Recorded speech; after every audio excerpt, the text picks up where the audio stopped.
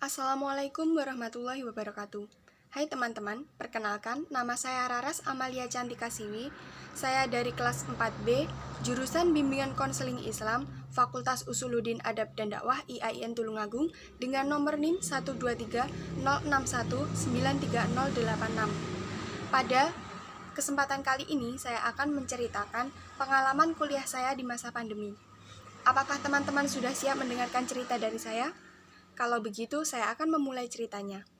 Tidak terasa, masa pandemi COVID-19 sudah berlangsung selama 1 tahun.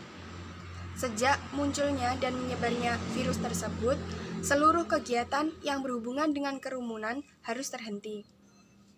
Demi untuk memutus rantai penyebaran COVID-19 ini, pemerintah Indonesia melakukan kebijakan social distancing, di mana seluruh masyarakat Indonesia harus melaksanakan aktivitas di rumah, baik itu bekerja, belajar, maupun beribadah. Penerapan kebijakan social distancing ini tentu berdampak pada seluruh sektor kehidupan, tidak terkecuali sektor pendidikan. Pasalnya, kegiatan belajar mengajar yang biasanya dilakukan secara tatap muka, kini harus berganti dengan pembelajaran online atau daring. Akan tetapi, dengan diterapkannya sistem daring atau sistem pembelajaran online ini, masih banyak pihak yang merasa belum siap atau bahkan kesulitan. Misalnya, seperti belum memiliki media penunjang untuk melakukan pembelajaran secara online. Pada awal tahun 2020, virus COVID-19 ini datang ke Indonesia. Hal ini mengharuskan seluruh universitas yang ada di Indonesia meminta mahasiswanya untuk melakukan pembelajaran secara online. Mahasiswa yang biasanya datang ke kampus dan melakukan perkuliahan di kelas bersama dosen dan teman-temannya secara langsung, kini harus melakukan perkuliahan di rumah secara daring atau online. Selama perkuliahan daring yang saya lakukan, banyak sekali kesulitan yang saya hadapi.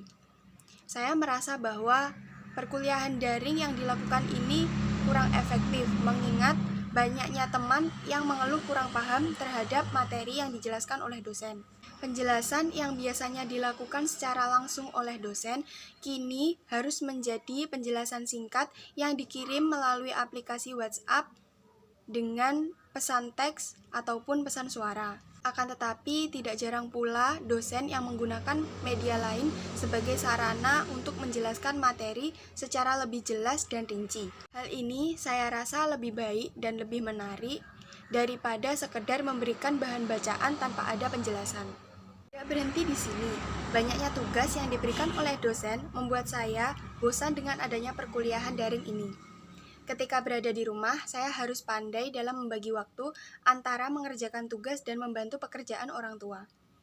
Banyaknya tugas yang jumlahnya tidak manusiawi terkadang membuat saya kesulitan untuk sekedar membantu pekerjaan orang tua.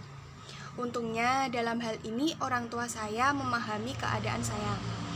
Pasalnya memang datangnya tugas ini terkadang tidak terduga, begitu pula dengan waktu pengumpulannya. Apalagi ketika sudah datang waktu UAS ataupun UTS. Satu belum selesai, terkadang sudah ketambahan lagi. Sering terjadi pada saya ketika perkuliahan online adalah keadaan sinyal yang tidak stabil. Ketika perkuliahan dilakukan melalui aplikasi Google Meet ataupun aplikasi Zoom, saya selalu berusaha untuk mencari tempat yang memiliki keadaan sinyal stabil. Keadaan sinyal yang terganggu dapat menyebabkan terputusnya penjelasan dari dosen, sehingga hal ini menyebabkan saya susah untuk memahami materi dari dosen. Terlebih lagi, setiap hari saya harus menyediakan kuota untuk mengikuti perkuliahan, karena di rumah saya tidak ada wifi. Saya akan sangat bersyukur jika IAIN Tulungagung memberikan kuota gratis lagi kepada mahasiswanya. Lagi yang terkadang membuat saya jengkel terhadap perkuliahan online ini adalah adanya jadwal yang tidak sesuai dengan jadwal yang sebenarnya. Bahkan terkadang di hari libur pun kami harus melakukan perkuliahan untuk mengganti perkuliahan kemarin yang kosong.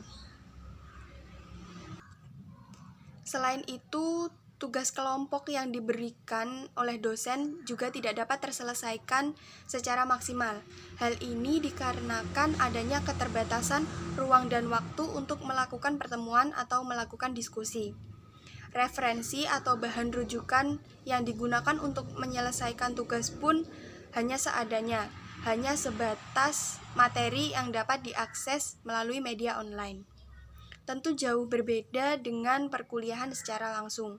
Apabila perkuliahan secara langsung, kita dapat memanfaatkan perpustakaan kampus untuk mencari bahan rujukan atau bahan referensi secara leluasa.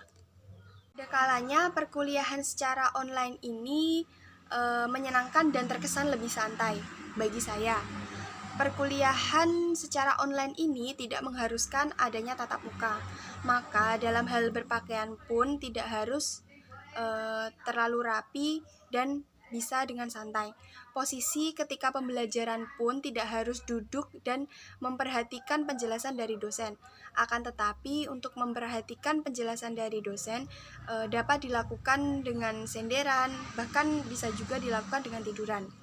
Tidak hanya itu, saya seringkali menyediakan camilan untuk menemani waktu perkuliahan saya.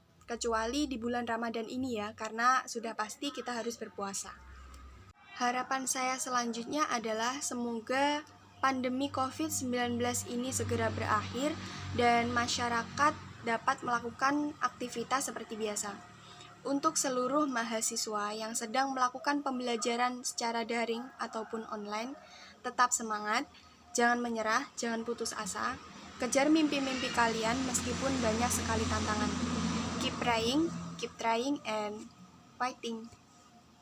Dan cerita dari saya mengenai pengalaman perkuliahan online selama masa pandemi ini. Semoga cerita dari saya dapat menghibur teman-teman semua. Mohon maaf apabila ada salah kata maupun perbuatan dari saya. Selamat menunaikan ibadah puasa bagi yang menjalankan. Akhir kata, wassalamualaikum warahmatullahi wabarakatuh.